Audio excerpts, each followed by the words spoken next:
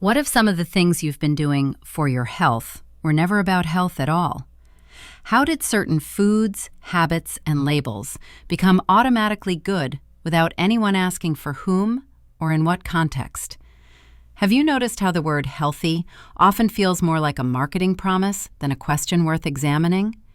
And if something feels responsible, clean, or disciplined, does that automatically make it good for your body? Stay with us, because these aren't dangerous secrets. They're comfortable assumptions we stopped questioning a long time ago. Today, we're opening the file on 45 things Americans think are healthy, not because they're scams, myths, or outright lies, but because they've been simplified, labeled, and repeated until context quietly disappeared. These are foods, habits, and wellness ideas that feel responsible, disciplined, or virtuous on the surface. In many cases, they aren't inherently bad. They're just misunderstood, misapplied, or followed automatically without asking when, why, or for whom they actually make sense. What we call healthy often says more about culture and marketing than about biology. Fasten your seatbelts, because health isn't about doing the right things. It's about understanding what those things actually do. When healthy becomes a label. 1. Granola as a health food. Granola is widely perceived as a healthy breakfast because it's associated with oats, nuts, and a rustic, natural image. Marketing emphasizes fiber and whole ingredients, often masking high sugar, oil, and calorie density added for taste and shelf life. Consumed casually or in large portions, it can function more like a dessert than a balanced meal for many people. Granola wasn't unhealthy, it was trusted without context. 2. Fruit juice instead of whole fruit. Fruit juice is commonly treated as a nutritious alternative to soda because it comes from fruit and contains vitamins. The juicing process removes fiber, concentrates sugar, and allows calories to be consumed much faster than whole fruit. This changes how the body processes it, even though the source sounds wholesome. Health didn't disappear, it was diluted by processing. 3. Low-fat packaged foods. Low-fat labels became popular by promising a healthier option without sacrifice. To compensate for lost flavor, many products increase sugar, starches, or additives. The result often shifts calories rather than reducing them meaningfully. Fat wasn't the issue. Oversimplification was. 4. Protein bars as daily nutrition. Protein bars are marketed as efficient, athletic, and disciplined food choices. In reality, many are highly processed, calorie-dense, and designed for convenience rather than balance. They can be useful in specific contexts, but routine reliance replaces meals with marketing. Nutrition became portable, not thoughtful. 5. Yogurt that's more dessert than dairy. Yogurt is associated with probiotics and digestive health. Flavored varieties often contain significant added sugars and minimal live cultures by the time they're consumed. The health halo remains, even as the product drifts from its original purpose. The idea stayed healthy, the formulation changed. If these examples feel familiar, that's because they were never meant to raise suspicion. Labels simplify decisions, and repetition turns shortcuts into habits. But when health becomes something we recognize instead of something we understand, context quietly disappears. And in the next set, the illusion doesn't come from food at all. It comes from what we drink. 6. Smoothies that replace meals. Smoothies are widely viewed as a clean, efficient way to consume nutrients, especially when packed with fruits, seeds, and supplements. Blending, however, compresses calories and sugars into a form that's easy to consume quickly and repeatedly. Without attention to composition and portion, smoothies can overshoot energy needs while feeling deceptively light. Health didn't disappear, it became easier to overdo. 7. Vitamin-infused drinks. Vitamin drinks are marketed as hydration with benefits, blending health language with bright packaging. Many contain added sugars or sweeteners that outweigh the nutritional contribution of the vitamins themselves. Because vitamins sound inherently beneficial, consumers rarely question necessity or dosage. Nutrition turned into branding. 8. Detox and cleanse beverages. Detox drinks promise internal cleansing through special ingredients or short-term regimens.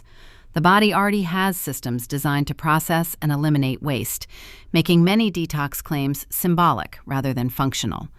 The appeal lies more in ritual and reset than physiological change. Cleansing felt productive, even when nothing was being removed. 9. Sports drinks for everyday use. Sports drinks are associated with athletic performance and recovery. For people not engaging in intense or prolonged exercise, they often add sugar and sodium without clear benefit. The athletic image blurs the line between specialized use and daily habit. Performance branding outpaced actual need. 10. Plant-based milks as automatic upgrades. Plant-based milks are often assumed healthier simply because they're alternatives to dairy. Many varieties include added sugars, stabilizers, and minimal protein unless fortified. The label plant-based signals virtue, even when nutritional profiles vary widely. The swap felt healthier. The details mattered more. Transition block. After fact 10. At this point, a pattern is emerging. When health is packaged into convenient liquids, it becomes easier to consume without reflection. Drinking feels lighter than eating, even when the nutritional impact isn't. And in the next set, the illusion shifts again from what we consume to what we do in the name of wellness. 11. Daily detox programs. Daily detox programs are often seen as responsible resets, especially after periods of indulgence. They appeal to the idea that health can be restored quickly through restriction and discipline. What's often overlooked is that repeating detox cycles replaces consistency with interruption. Health became a reset button instead of a rhythm. 12. Extreme clean eating rules. Strict clean eating frameworks promise clarity by dividing foods into good and bad. The structure feels disciplined, but it can detach eating from hunger cues and context. Over time, rigidity replaces awareness, even when intentions are positive. Control looked like health until flexibility disappeared. 13. Exercising every single day. Daily intense exercise is widely praised as dedication and discipline. Recovery, variability, and individual limits are often treated as secondary concerns. Without balance, consistency becomes strain rather than sustainability.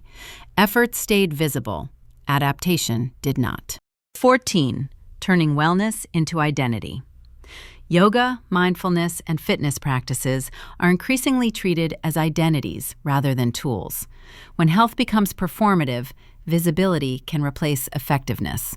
The habit continues even if benefits plateau.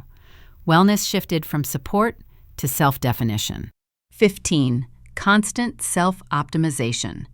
Tracking, measuring, and optimizing every health metric feels proactive and modern, but constant monitoring can shift focus from how the body feels to how it performs on dashboards.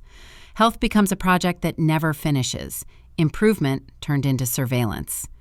At this point, healthy no longer describes outcomes, it describes effort. Doing more feels better than doing appropriately, especially when wellness is framed as discipline. And in the next set, the illusion deepens further because some of the strongest health beliefs don't come from habits or food at all. They come from words on labels. 16. Organic means automatically healthy.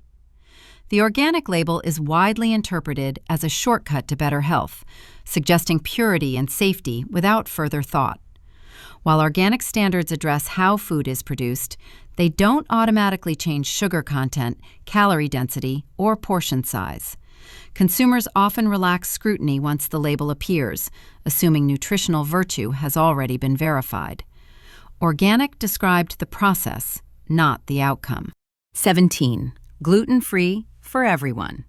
Gluten-free products are commonly seen as lighter or healthier alternatives, even for people without sensitivities.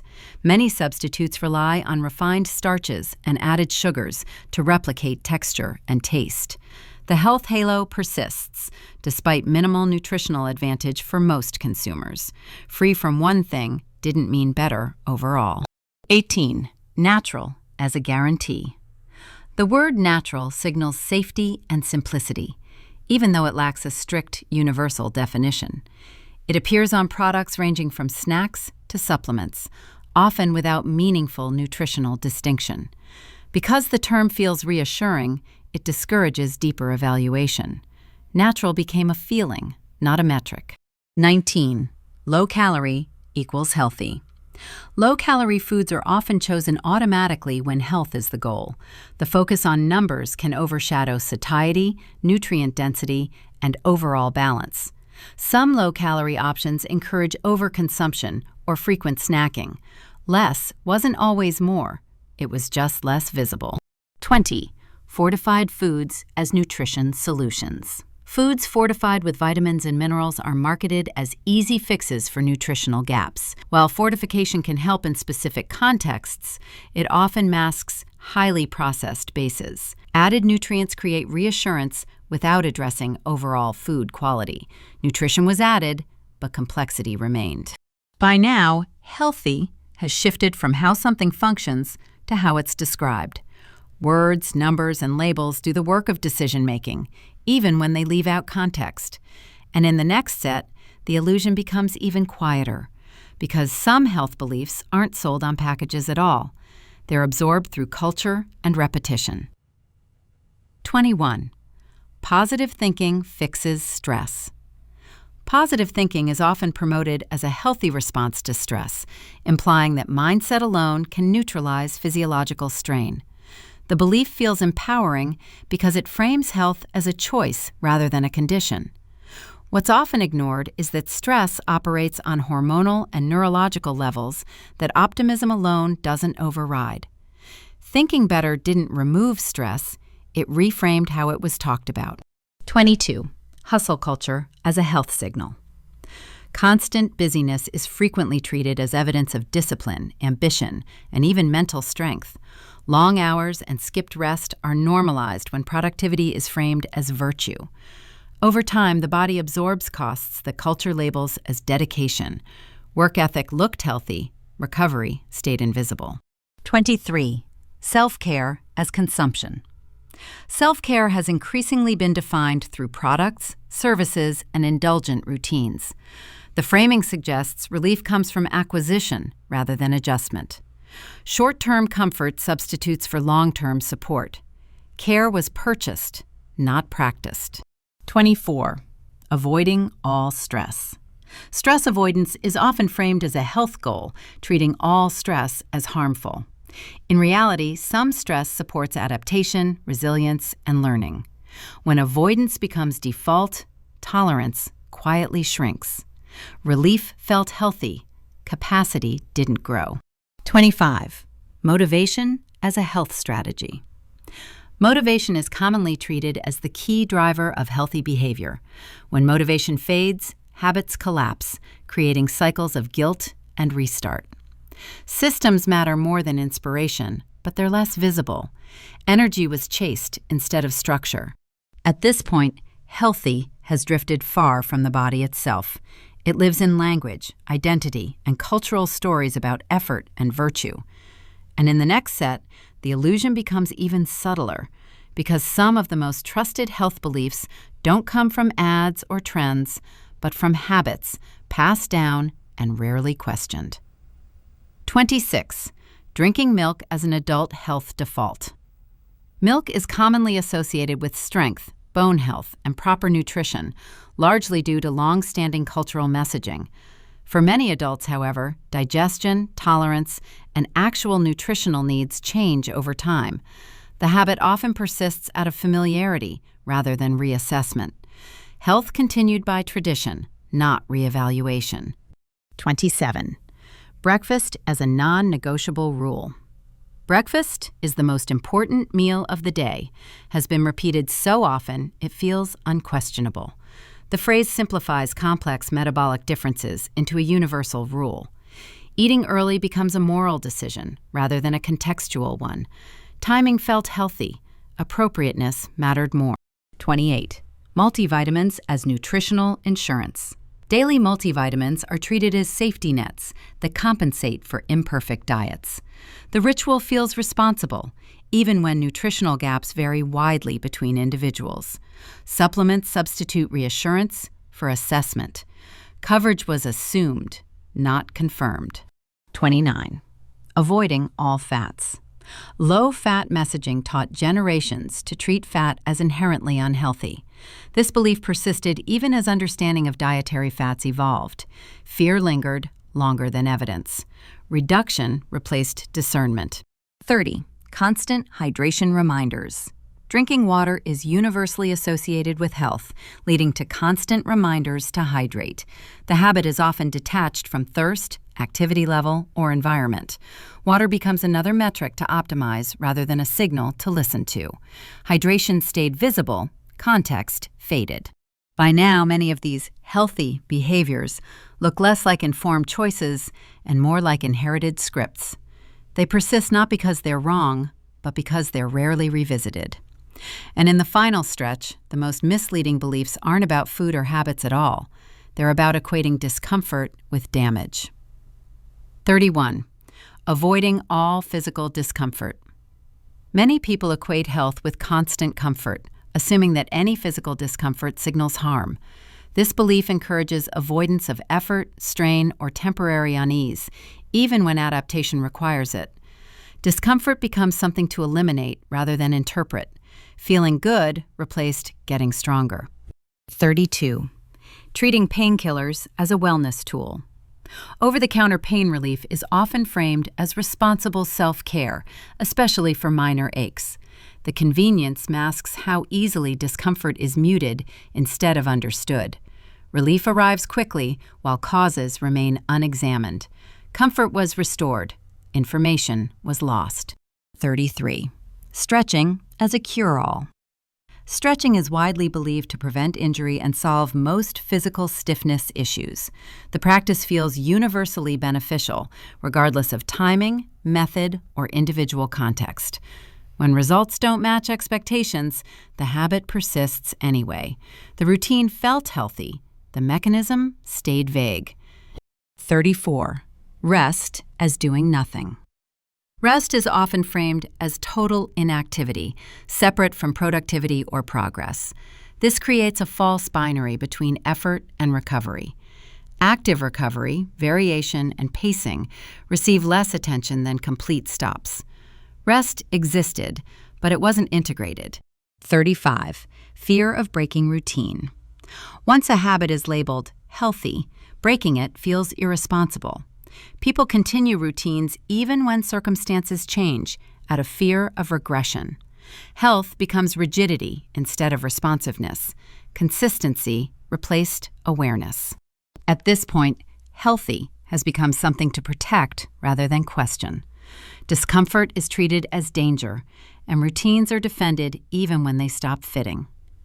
And in the final set, the illusion reaches its quietest form, because some of the strongest health beliefs survive simply by feeling sensible. 36.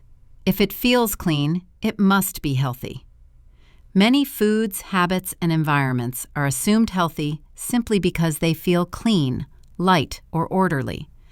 This association links physical sensation and aesthetic with biological benefit, even when no direct connection exists. The body responds to inputs, not impressions, but impressions often guide behavior first. Cleanliness felt like health, even when nothing changed internally. 37. Eating the same healthy foods every day. Repeating the same meals is often praised as discipline and consistency. The routine reduces decision fatigue, reinforcing the idea that predictability equals health. Over time, variety and adaptability fade, even as circumstances change. Consistency stayed visible, context drifted quietly. 38. Ignoring hunger because it's not time yet. Structured eating schedules are often treated as healthier than responding to hunger cues. Ignoring signals becomes a mark of discipline rather than misalignment. The body adapts, but communication weakens. Timing felt controlled, feedback went unheard. 39. Believing natural energy should replace rest.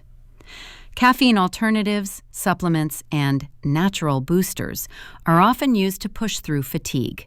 The framing suggests tiredness is a problem to override rather than information to interpret. Energy is stimulated while recovery is postponed. Alertness increased, rest was deferred. 40. Equating weight stability with health. Maintaining a stable weight is commonly used as a proxy for overall health. Because weight is visible and measurable, it becomes a convenient signal.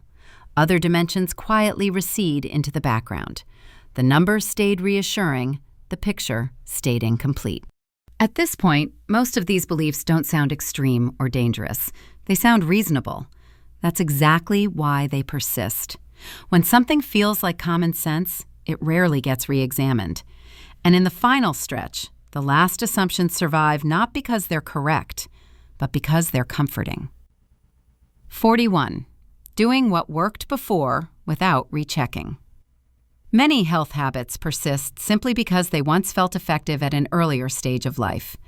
Bodies change, environments change, and stressors change, but routines remain frozen. Past success becomes justification for present repetition. What once worked stayed unquestioned longer than it stayed relevant. 42. Trusting wellness influencers over context. Health advice delivered confidently and repeatedly feels reliable, especially when it looks relatable. Influencer routines are absorbed without considering lifestyle, genetics, or constraints. Imitation replaces evaluation. Authority shifted from evidence to familiarity. 43. Treating feeling disciplined as feeling healthy. Many behaviors are labeled healthy because they feel controlled, structured, or restrictive. Discipline creates reassurance even when outcomes are unclear. The feeling of doing the right thing becomes the reward. Order replaced understanding. 44. Assuming more effort means more health. Adding supplements, habits, and rules feels like progress. Health becomes cumulative instead of contextual. At some point, effort outpaces benefit without being noticed. Complexity increased. Clarity didn't. 45. Never asking the follow-up question. The most persistent health beliefs survive because they're never revisited. Once something is labeled healthy, it exits scrutiny. The habit continues long after the reason is forgotten. Healthy stopped being a question and became an answer. And that closes the list. 45 things that weren't dangerous, foolish, or malicious, just accepted without re-examination. Health didn't fail here. Curiosity did. Looking back at all 45 examples, the pattern isn't misinformation or deception. It's simplification. Health was reduced to labels, routines, and signals that felt safe enough to stop questioning. Foods became healthy because of packaging. Habits became healthy because they looked disciplined. Beliefs became healthy because they were repeated long enough to feel true. Most of these things weren't wrong in isolation. They became misleading when applied automatically, without context, dosage, or personalization. What was once helpful turned into habit. What felt responsible turned into routine. And routine quietly replaced awareness. What's striking is how rarely harm announced itself. Nothing dramatic broke. No single choice caused failure. Instead, health drifted into autopilot, guided more by comfort and culture than by understanding. When something feels clean, virtuous, or sensible, it earns trust without verification. These beliefs persist because they reduce uncertainty. They make health feel manageable in a complex world. But that simplicity comes at a cost, the habit of asking why. The hardest part about health isn't doing the right things. It's knowing when to stop doing things automatically. Most of the beliefs we've explored didn't originate from bad intentions or ignorance. They came from a desire for clarity, control, and reassurance in a system that's inherently complex. Health culture often rewards certainty. Labels tell us what's good, routines tell us what to repeat, numbers tell us what to track. Over time, these signals become substitutes for understanding. We stop asking whether something still fits and start asking only whether we're following it correctly. What gets lost isn't health, it's responsiveness. Bodies aren't static. Needs shift with age, stress, environment, and circumstance. When habits don't adapt, they don't necessarily become harmful, but they stop being helpful in the way we assume. This isn't an argument against structure, discipline, or intention. It's an argument against outsourcing judgment to labels, trends, or inherited rules. Health isn't a checklist. It's a relationship, one that requires attention, adjustment, and occasional reconsideration. The most misleading health beliefs aren't extreme or dramatic. They're the ones that feel obvious. They survive not because they're correct, but because they're comfortable.